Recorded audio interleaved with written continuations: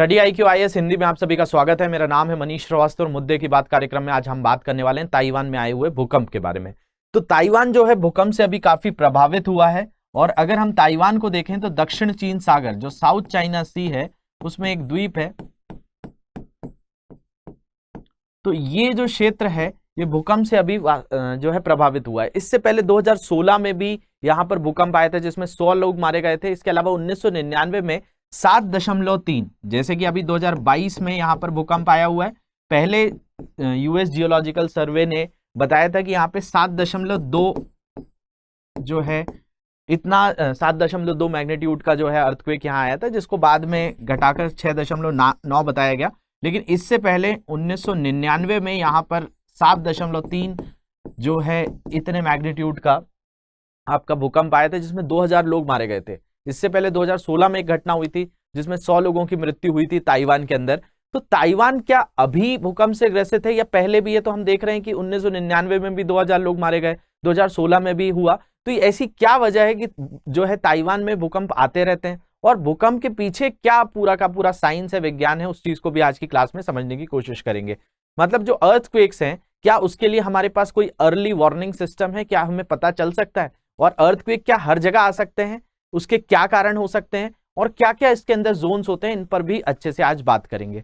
तो शुरू करेंगे सेशन। ताइवान में अभी हाल ही में काफी आया भूकंप और इसने जो है वहां पर काफी ज्यादा अर्थव्यवस्था को गिरा के रख दिया। कई रेलवे की जो ट्रेन्स थी वो पटरियों से उतर गई, कई लोगों की जो बिल्डिंग्स थी उनका जो है वहीं ऑन द स्पॉट वो ढह गई, कई बड़े बड़े पुल्स जो थे वो गिर गए, जिनके कारण पूरी की पूरी जो व्यवस्थाएं थी वो ठप हो गई। और ये जो घटना हुई लगभग जो है इनके ही एक प्रांत है उसके बारे में भी बात करेंगे कि लगभग वहां से 50 किलोमीटर दूर थोड़ा सा ये घटना हुई और ताइपी जो इसकी राजधानी है वहां पर भी बहुत सारी चीजें हुई। तो देखते हैं कि भाई ये जो है ताइवान आता कहाँ है। तो अगर आप वर्ल्ड मैप पे ताइवान को देखेंगे तो ये वाला जो रीजन है ये है आपका चाइना, और चाइना के पास ही एक छोटा सा द्वीप है। वैसे तो ये चाइना का ही द्वीप है, रिपब्लिक ऑफ चाइना ही कहलाता है, लेकिन इसको ताइवान कहा जाता है। अभी काफी मुद्दा आपने सुना होगा, चर्चाओं में रहा था। अमेरिका कई बार हस्तक्षेप करता रहता है, चाइना और अमेरिका इसको लेकर जो है आड़े हाथ आते रहते हैं। तो अगर हम बात करें ताइवान, तो ताइवान ये जो है साउथ चाइना सी जो है दक्षिण चीन सागर प्रशांत महासागर का ही जो एक्सटेंशन है वहां पर हम बात करें तो ये आता है। इसकी राजधानी टेपई है। लेकिन ये जो भूकंप बहुत ज्यादा प्रभावित हुआ वो यहाँ की एक जगह है, एक प्रांत है जिसको टाइटुंग कहा जाता है। इस टाइटुंग जगह पे आया जिसके कारण लगभग 6.9 मैग्नीट्यूड का जो है बताया गया ये जो है भूकंप आया हुआ था और इसने जो है ताइवान के अंदर काफी दहशत मचा के रखी है। तो भाई ताइवान ऐसी चीज क्यों है? जैसा मैंने आपको बताया कि 1999 में यहाँ 2000 लोग मारे गए। इसके अलावा जो है 2016 में 100 लोग मारे गए थे और अभी भी जो है जो यहाँ पे मृत्युओं का जो दर है वो धीरे धीरे बढ़ता जा रहा है। कई लोग इसमें जो है प्रभावित हुए हैं। 10 से 15 मृत्यु तो उसी समय हो गई थी। अभी और भी आधिकारिक घोषणा होगी कि कितने लोग इसमें मारे गए। तो ऐसी घटनाएं जो है ताइवान में क्यों होती रहती हैं? तो उसका एक बहुत बड़ा कारण है प्लेट्स। अब ये प्लेट्स क्या होती हैं? तो जिस पृथ्वी पर हम खड़े हुए हैं इसके ऊपर जो बाहरी परत है जिसको आप क्रस्ट भी कहते हैं, भूरपट्टी भी कहते हैं, ये जो है एक ऐसी चीज है कि अगर हम पूरी पृथ्वी को देखें तो ये पूरी पृथ्वी एक हमको अंडे जैसी दिखेगी, एक एग जैसी दिखेगी। तो जैसे एक बॉयल अंडा होता है, जैसे एक उबला हुआ अंडा होता है, उस उबले हुए अंडे को अगर आप थोड़ा सा दबा दें तो उस पर क्या हो जाएगा? क्रैक्स आ जाएंगे। वैसे ही बताया जाता है कि जो पृथ्वी है इस पृथ्वी पर भी क्या है, एक ऊपर से एक पट्टी है जिसको भूरपट्टी कहा जाता है, क्रस्ट बोला जाता है, और इस क्रस्ट के अंदर क्या है? बहुत सारे क्रैक्स हैं। इनको ही हम कहते हैं प्लेट्स। विश्व में बहुत बड़ी बड़ी प्लेट्स हैं जैसे north American plate, south American plate, Eurasian plate, African plate, Indian Australian plate, आपका पैसिफिक प्लेट मतलब प्रशांत जो प्लेट है, इसके अलावा अंटार्कटिक प्लेट। तो ऐसी कई प्लेटें हैं। अब ये प्लेट जब भी होती हैं तो इनके जो है अगर हम बात करें क्रैक्स की, तो ये जो क्रैक्स होते हैं, अगर कोई दो चीज जो है अगर क्रैक होगा तो उसके बीच में कहीं ना कहीं कोई अंतर होगा। अब यही अंतर जो होते हैं इनके बीच में अगर कोई भी डिस्टर्बेंस होता है, अब देखा जाए तो दो अंतर होंगे। अगर दो चीजें आपस में जुड़ी हुई हैं लेकिन बीच में से कहीं टूटी हुई भी है तो उनके बीच में क्या चीज हो सकती है? या तो वो एक दूसरे की तरफ आए, कन्वर्जेंस हो, या एक से दूर जाए, या आपस में टकराएं। ऐसी कोई भी घटना होती है तो पृथ्वी पे आ जाता है भूकंप। अब ताइवान की बात करें तो ताइवान एक ऐसे है जो है सेंसिटिव एरिया में आता है जहां पर दो प्लेट का ज्वाइंट है। देख लेते हैं कहां पर आता है ताइवान। तो ताइवान को अगर आप देखेंगे तो ताइवान जो है आपको यहां पर मिलेगा इस क्षेत्र में। अब इस क्षेत्र को अगर देखते हैं हम तो यहां पर आपको देखने मिल रहा होगा ये कई तरह के प्लेट के ज्वाइंट्स दिख रहे हैं। ये जो प्लेट है इसको कहा जाता है इंडियन ऑस्ट्रेलियन प्लेट, और यहां पर आपको ये जो दिख रहा है इसी को कहा जाता है पैसिफिक प्लेट। ये प्रशांत महासागर है, तो ये प्रशांत प्लेट और इंडियन प्लेट के ज्वाइंट्स पे आता है। अब इन दोनों प्लेट्स में कुछ भी डिस्टरबेंस हो तो ताइवान में तो डिस्टरबेंस होगा। अगर हम जापान की स्थिति देखें तो जापान तो और ज्यादा प्रभावित है। जापान को अगर देखते हैं तो जापान तो 3 प्लेट के ज्वाइंट पर आता है, यूरेशियन, यूरोप और एशियन प्लेट, इंडियन प्लेट और पैसिफिक प्लेट। इसलिए आए दिन जापान भी बहुत ज्यादा प्रभावित होता है। आज का हमारा विषय वैसे ताइवान है, तो ताइवान को भी अगर देखा जाए तो 2 प्लेट्स के ज्वाइंट पर आता है।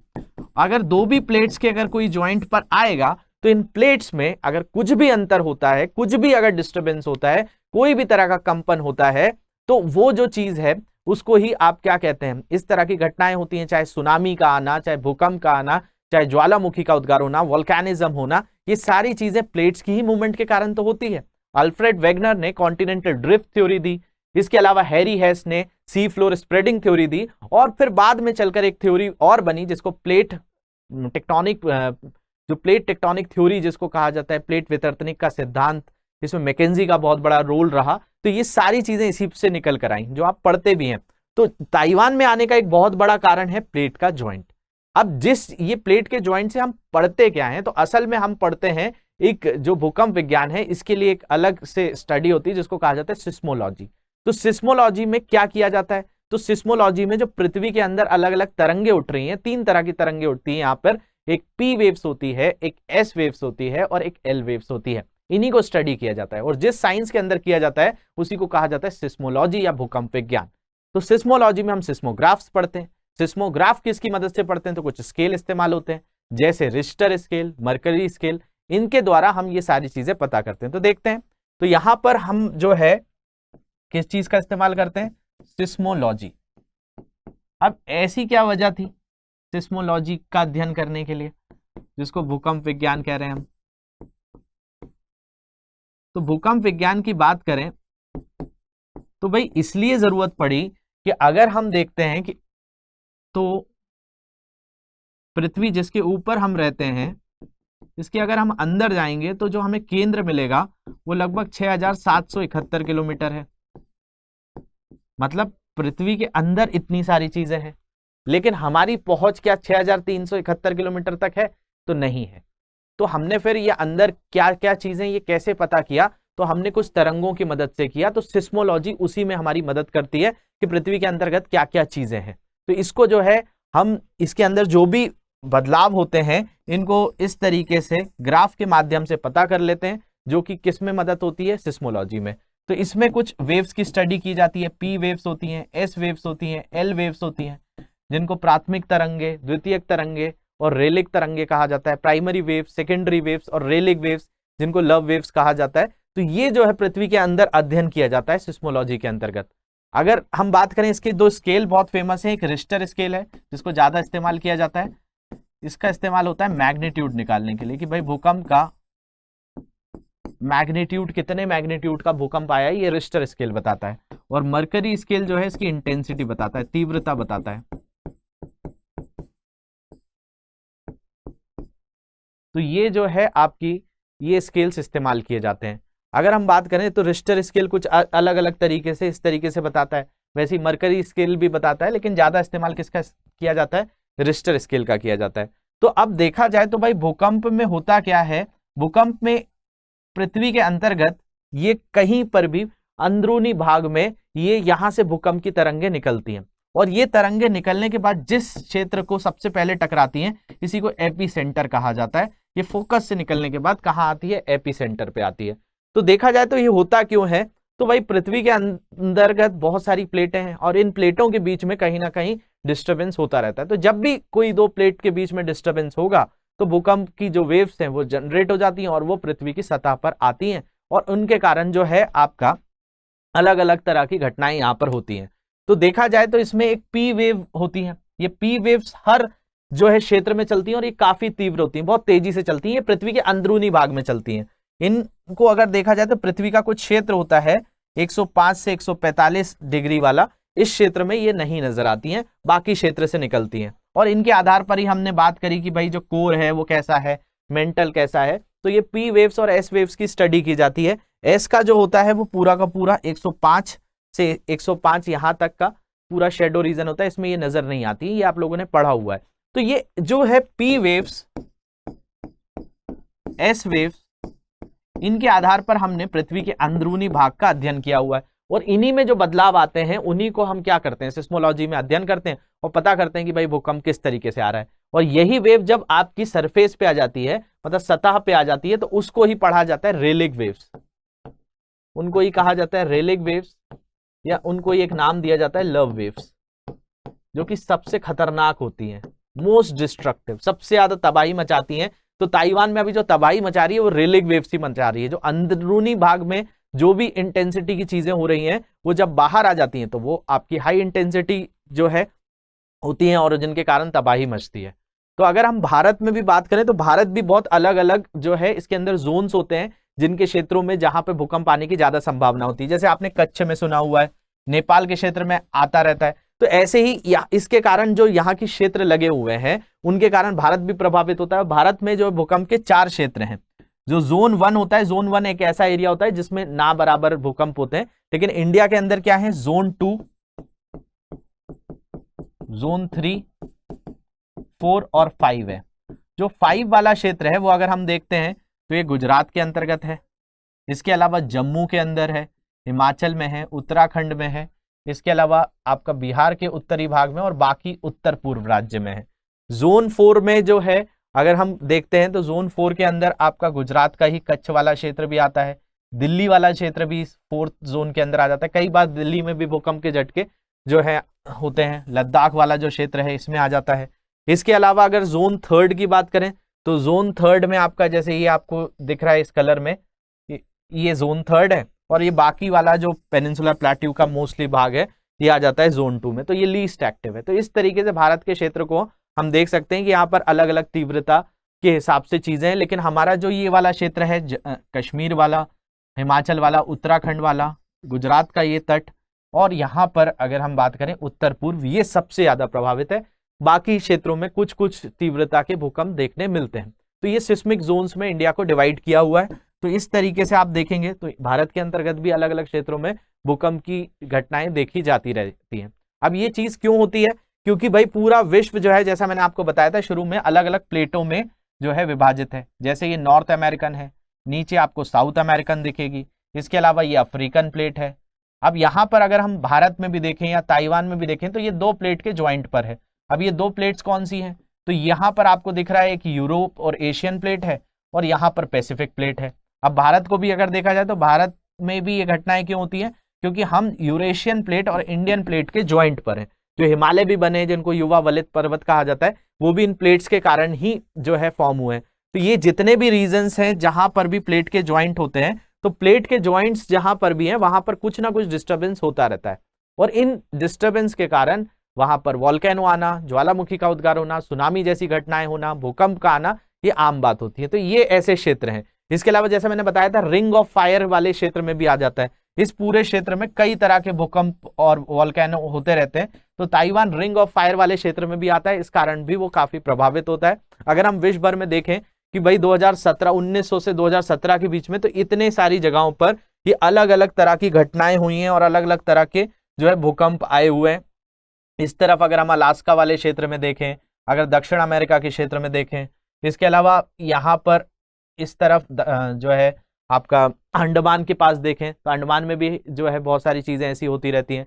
इसके अलावा ये वाला जो पूरा बेल्ट है जिसको आप रिंग ऑफ फायर कहते हैं, इसी में ताइवान, जापान वगैरह भी आते हैं, तो ये भी जो है काफी प्रभावित रहते हैं।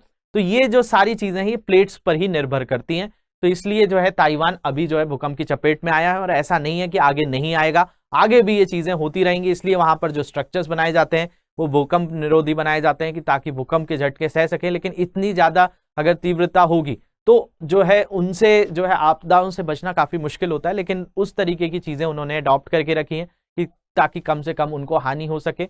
इसके अलावा अगर आपसे कोई पूछे कि क्या कोई अर्ली वार्निंग सिस्टम है जिससे हम भूकंप को पता कर सकें, तो ऐसा कोई सिस्टम अभी तक डिजाइन नहीं हुआ। बस हम ये है कि जो भी चेंजेस होते रहते हैं अर्थ के अंदर वेव्स को, उसको अध्ययन करते हैं, लेकिन हम ऐसा कोई सिस्टम नहीं है कि हम बता सकें कि आज से 6 महीने बाद यहां पर भूकंप आएगा। तो उन चीजों के पीछे हम मिटिगेट कर सकते हैं, उनको थोड़ा सा कम कर सकते हैं उसके नुकसान को, लेकिन ये जो है प्राकृतिक चीजें हैं, ये नेचुरल चीजें और नेचुरली होता रहता है। कई बार ऐसा होता है कि अगर कहीं पर कोई डैम बनाया जा रहा है, बहुत ज्यादा पृथ्वी पर प्रेशर डाला जा रहा है, तो उसके कारण भी भूकंप आ जाता है। कहीं पर कोई आप न्यूक्लियर टेस्टिंग कर रहे हो, उनके कारण भी भूकंप आ जाता है। तो प्राकृतिक कारण प्रमुख है और ये सारे जो जोन्स हैं ये प्राकृतिक कारणों के कारण ही होते हैं। मैन मेड कारण बहुत सारे हो सकते हैं, हम एंथ्रोपोजेनिक, हम मिसाइल टेस्टिंग कर रहे हैं, कहीं हम रॉकेट टेस्टिंग कर रहे हैं, कहीं पर हम कोई न्यूक्लियर टेस्ट कर ले रहे हैं, कहीं पर हम कोई बहुत ज्यादा अर्थ के ऊपर डैम्स वगैरह बना दे रहे हैं, तो इन सारी चीजों के कारण भी हो सकता है। लेकिन जो ताइवान में आया हुआ है उसका जो कारण है वो एंथ्रोपोजेनिक नहीं, मतलब मानव निर्मित कारण नहीं है, वो जो है प्राकृतिक कारण ही है। तो होप ये चीज समझ में आई होगी। एक क्वेश्चन है आप लोगों के लिए, इसका आंसर देना है आपको कि interior of the earth is an molten state, this is explain by the fact, जो पृथ्वी का आंतरिक भाग पिघली हुई अवस्था में, इस तथ्य को समझाया गया है कि P waves are fastest to reach a nearby seismic station. ये इसके कारण क्या है? तो पहला, जो पी वेव्स होती हैं, पी तरंगे सबसे तेज होती हैं, पास के भूकंपीय स्टेशन से पहुंचने के लिए पी तरंगे सबसे तेज होती हैं। There is an earthquake shadow zone surrounding the antipode of the epicentre, उपी केंद्र के एंटीडॉट के आसपास एक भूकंप छाया क्षेत्र होता है। इसके अलावा deflection of P waves in the interior of the earth, पृथ्वी के आंतरिक भाग में पी तरंगों का विक्षेपण होता है। तो find select the correct option from the given below, कौन सा कथन सत्य है? 1 और 2, 2 और 3, 1 और 3 या 1 2 3, ये आपको बताना है। जो अर्थ का मोल्टन स्टेट है, जो अर्थ की क्या है, पिघली हुई अवस्था है, इसके क्या कारण होते हैं, इसको आपको बताना है। काफी सिंपल सा क्वेश्चन है, आई थिंक मोस्टली लोगों को बन जाएगा। तो इसका आंसर कमेंट सेक्शन में जरूर करिए। और भी कोई डाउट्स है इन सोशल मीडिया हैंडल पे मुझसे जुड़ सकते हैं। इस लेक्चर की पीडीएफ ऊपर दिए गए टेलीग्राम ग्रुप से आप डाउनलोड कर सकते हैं। तो होप ये लेक्चर आपको इन्फॉर्मेटिव लगा होगा। Thank you very much for watching this, have a great day.